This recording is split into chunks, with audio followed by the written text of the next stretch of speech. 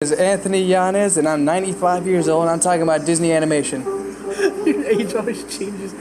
My name is Valentin Cardona, aka Oracle0610, and my age is yes. Alright, let's go 80s and 90s here, because we're not going to go through the whole Disney echelon, though. Yeah, because 80s and 90s is just about how many movies they put out in those years. Yeah.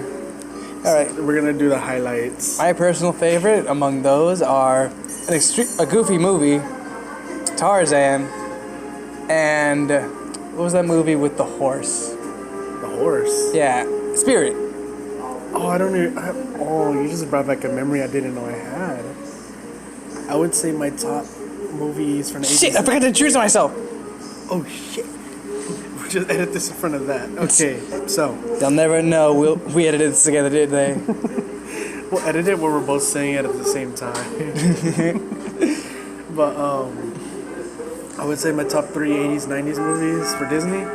Number 1 would be The Lion King. Number 2 would be Mulan. And number 3 would have to be... I would say Tarzan as well. That's a movie I could just sit down and watch. Let's get down to business. I can't wait to be king. How dare you? I was gonna go with Tarzan, but forgot how the song went. You will be in my king. Stop. You will be in my man. Wait, who's gonna be in my man? How dare they? Mulan. Mulan's gonna be inside here, man. No, wait, Aladdin for another one. Oh, Aladdin. Oh, dude. Robin Williams is the only reason I like that series. Want to know why I like Aladdin so much? Because I found out... You know who I feel bad for Aladdin? The animators. Because I had to animate everything Robin Williams was doing, or improvising. It's like, Robin, stop, for God's sakes! My hands can't draw this fast! My hands can't draw. I thought the castle was supposed to shake after the honeymoon. Joke too quickly, man. Robin! What do we say about making sure that the mic is on? He said, I know it was on, and it wasn't a joke. He became like the way his humor is so based. It's kind of like what Adam Sandler and Kevin James and them do, but more subtle. Yeah. And that's what makes it better. Like even things that aren't so subtle, like Mrs. Doubtfire. The whole scene where he talks about, oh, if you're giving a girl a rock like that, maybe he wants a bit more than a piece of her heart, huh? And he, like, one of the jokes he says is fucking rumple foreskin, and I'm just like, wait, what? Like, watching it as a kid, you're just like, oh, haha, he's saying things and they're supposed to be funny. Watching it now that we're, corrupted, it's just like, oh shit. Oh, Robin, why are you doing this, Robin? Oh, Robbie, you have children, Robbie. Just imagine him drunk. He was drunk in that scene, wasn't he? Oh yeah, I forgot. He got himself drunk for the part, I think. Robin, I have to look at that one. Robin, buddy, what? Don't fact check me, I'll do it myself. Too late. Robin, buddy, have you been drinking again? No, I swear, I'm just being funny. Robin, I'm right here. Shit. As he's taking a shot. Yeah, Robin, I can see the whiskey underneath your hand. What are you talking about? Robin, you just took a shot. Oh no, I'm just being hydrated. That wasn't a shot. That was a bazooka fire, Kenny. That wasn't a shot, man. That was Hiroshima. You're gonna have to edit this part out, right? Okay. So, one thing on my bucket list, I want to stand in Hiroshima, open my jacket, and have a shirt that says "The Bomb." I'm probably gonna keep that in. Oh no. Edit out my name from all of the podcasts. I just add an E in the end of your name instead. Oh no, they'll never find me. They'll never understand. They'll think I'm Valentine, not Valentine. But going back to the movies, yeah, I'd say Tarzan because it's just a really fun movie. I would say Mulan had one of the best stories and some of like the coolest, it had some of the coolest colors, and it I get like the Jungle Book exists, and everyone's like, oh, it has a really cool, trippy CGI and it's real colorful, but like Mulan, they know how to use the coloring and to portray the mood perfectly and just portray like what's going on. Ah, shit, never mind. Okay. Like think about it, like when they're in a training camp, right?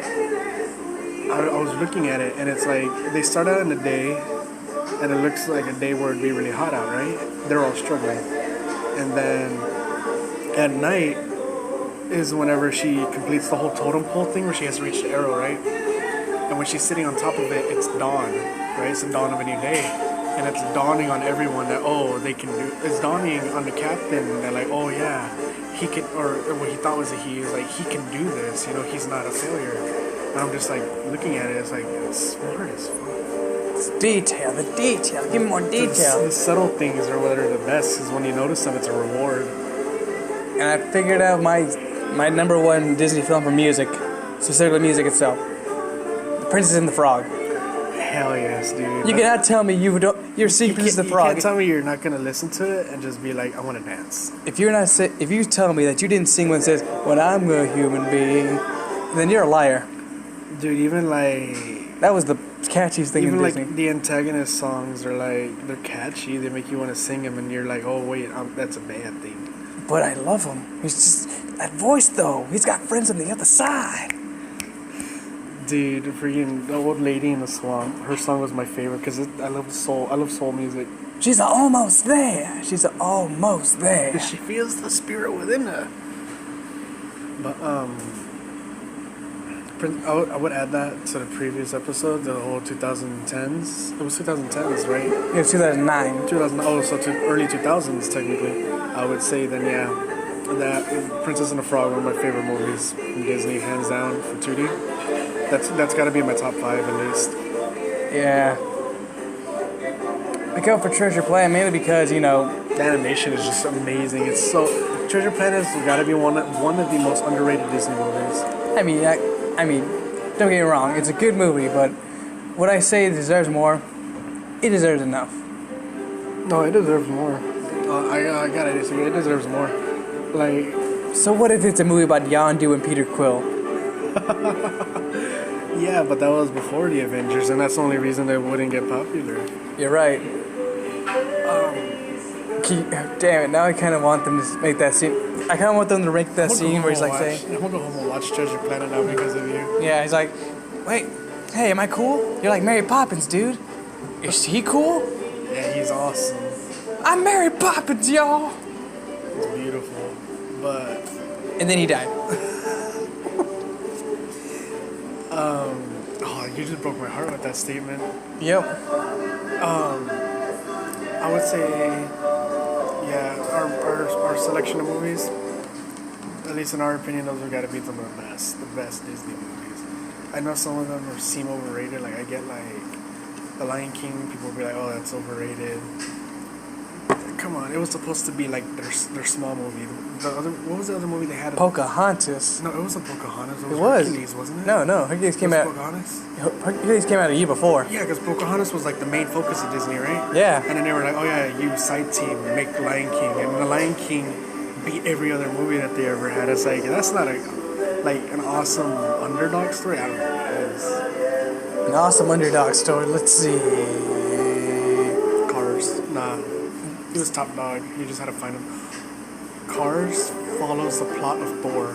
What do you mean? A guy who's on top of the world, right? Second in line for something amazing. Gets sent to a small desert town where he has to find himself with the aid of his new desert buddies that he ends up finding love there and never forgetting the people there as they stay a part of his life consistently in the sequels. And everyone hates the sequel. And everyone hates the sequel. But you see, and then they come back and although they don't completely defeat their enemy or finish their goal, they ensure that their predecessor, is the predecessor is the guy before you, right? Yes. Yeah, their predecessor is able to complete their final act and live on. You know what would have been cool for Cars 2? If they showed the old racing car die, like in that scene in Up.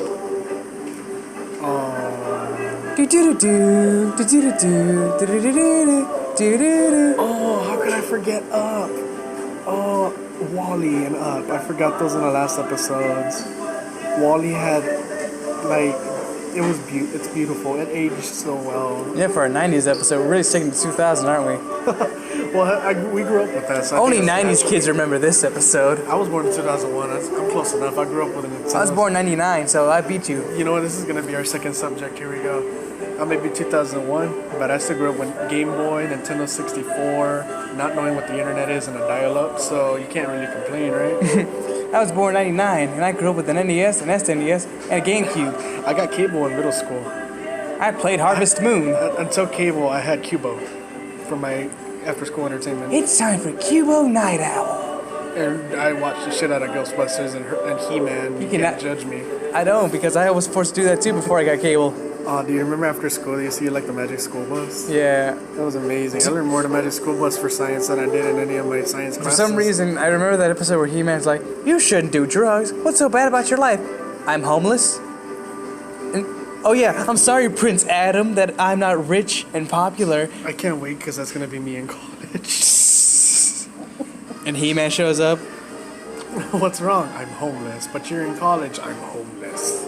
But you shouldn't do drugs. That's bad. So's being homeless. Isn't that right, Orko? I'm pretty sure Orko was high of his fucking mind. I'm pretty sure the voice actor was high as well, just how they spoke. That's the way you never saw Orko's face. He's like, drugged up. He was hiding his face because he had a blood in his mouth the entire time. He had blood going under his nose the whole time. No, he had coke in that fucking scarf the whole time. He tried to plug it. He never heard what they were talking about, or they always snuck by him because he had a blunt shoved in his ear. he would plug his nose and then just try sniffing in, and he would breathe it in through his ear holes. It's a faster route to his brain. For some reason, I remember the episode where He-Man goes to Orko's planet and everything's reversed. I'm just like, wait a second. Bizarro World? Yeah, and he was like, I just have to say my catchphrase backwards. Power of Grayskull, Amp. And I was like, wouldn't that make you weaker then? Because think about it, he's stronger as He-Man, but wouldn't he be as strong as regular old Prince Adam? Oh, you're right. And another thing, why does no one know? I mean, look at him. He's really jacked as Prince Adam. He doesn't even wear a mask. He doesn't even wear glasses like Superman. He just changes his clothes. Is it the pink? Is it the pink clothes? I think it's the fact that whenever he puts on his He-Man outfit, or he has a giant flash of light, I feel like everyone's disoriented like a flashbang. Prince Adam, where are you? I'm not Prince Adam, I'm He-Man. Who are you? What'd you do with Prince Adam? Just start beating his ass. Wait, Prince Adam is busy for like a day or two. He-Man's trying to find a sword. And then they're just like, He-Man! Ever since you came around, Prince Adam hasn't been around at all! Lynch him! Wait, what? They think he killed He-Man. What if somebody did that with Batman and Bruce Wayne? Like, someone's like, oh, Bruce Wayne has been missing a few days.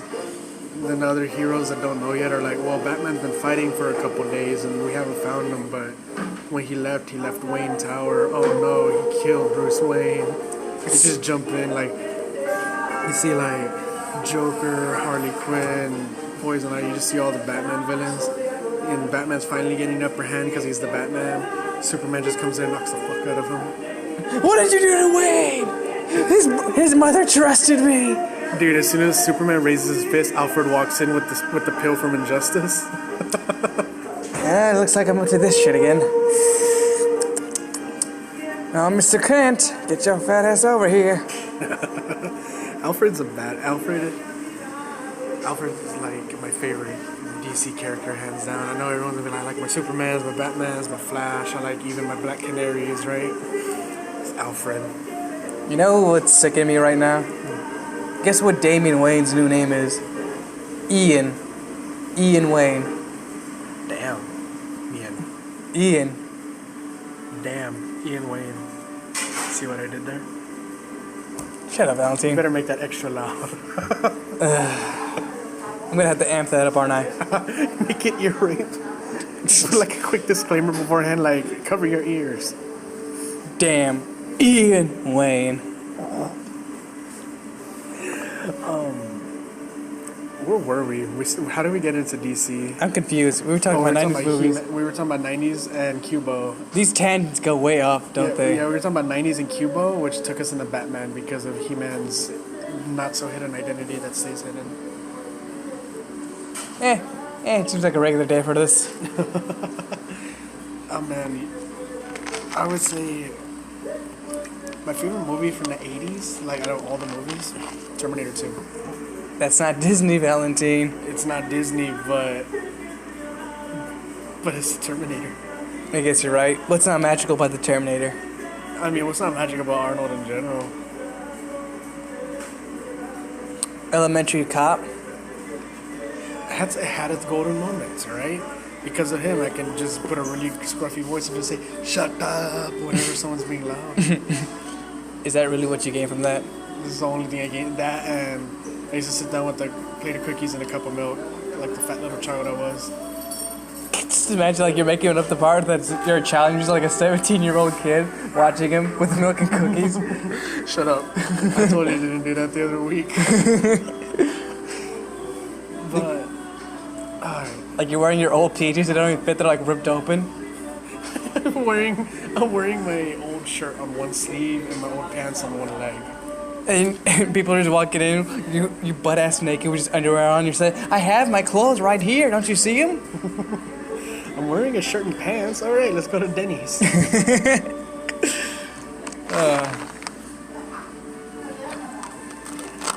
Yeah. So what about you? 90s movie, favorite Disney or otherwise? Let's see. We get straight off of Disney now. Okay, let's see. Just gonna think about this real quick. It's probably gonna have to be, I guess, Ferris Bueller. I don't know. I just can watch that movie a lot and just say, this kid's the luckiest son of a bitch of all time. But thank God social media did not exist when he was around. Oh no, dude! If you were gonna say that about anybody, it would be Richie Rich. Oh God, Richie Rich would be that Instagram bastard, wouldn't he? He'd be an e-boy. I feel like he'd be an e-boy. No, Richie Rich would probably be like, he'd be Ninja. No, he'd probably be Mr. Beast. Richie is Mr. Beast. Oh my God. Hey guys, I'm here to play some Cuphead, and I'm here to promote my new Supreme merch right here. Yo, what up? It's your boy, Mr. Beast, and I'm just here about to say, I'm giving away $250,000 because I have some fat YouTubers running around playing airsoft. Alright, so I invited these fat kids over to my house, and I told them the winner, whoever can shoot the most kids, wins $1 million. I just thought of something. You know that meme with Tom Jerry, just like with the concerned face? Yeah. Use his knife to save ammo. Everybody else at the airsoft tournament. Oh God.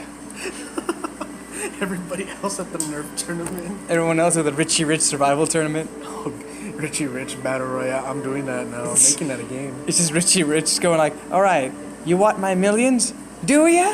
It's like the battle cage from fucking like Mad Max. It's like only with LED. It's like Twisted Metal. Oh no. Only without the cars. I can't hear you. If I had enough money to do that, I would do that. I would build a mini city, like really shitty, everything's crumbly, right? I'd be like, "Hey, you guys, y'all got some cars, right? Kill each other." Is that how World War II happened in the Cars universe? Oh, that's not how it happened in the Cars universe, but I do know an analogy for World War II. It was a domestic dispute because the Germans called their land the fatherland and Russia's the motherland. And then it was like all the UN, or what would be the UN, like France, France and Britain, in their colonies. They would be like the marriage counselors trying to break them up. Italy would be like the aunt that always supports the wife or like the sister that always supports the wife because she doesn't like the husband, right? And then it would be like husband taking back his kids is Western Europe, And then what else would happen? The U.S. would be the one cousin that's like he didn't want to get involved, but somebody swung at him. Or like they accidentally broke his collectibles when they fell. I don't know why, but now I'm just thinking about Mater having sex. Oh God, no! Stop! We're not getting hitched up like that. Yeah, what if Cars 4 is just about Mater getting cancer? And it starts playing the music for like the last 10 minutes.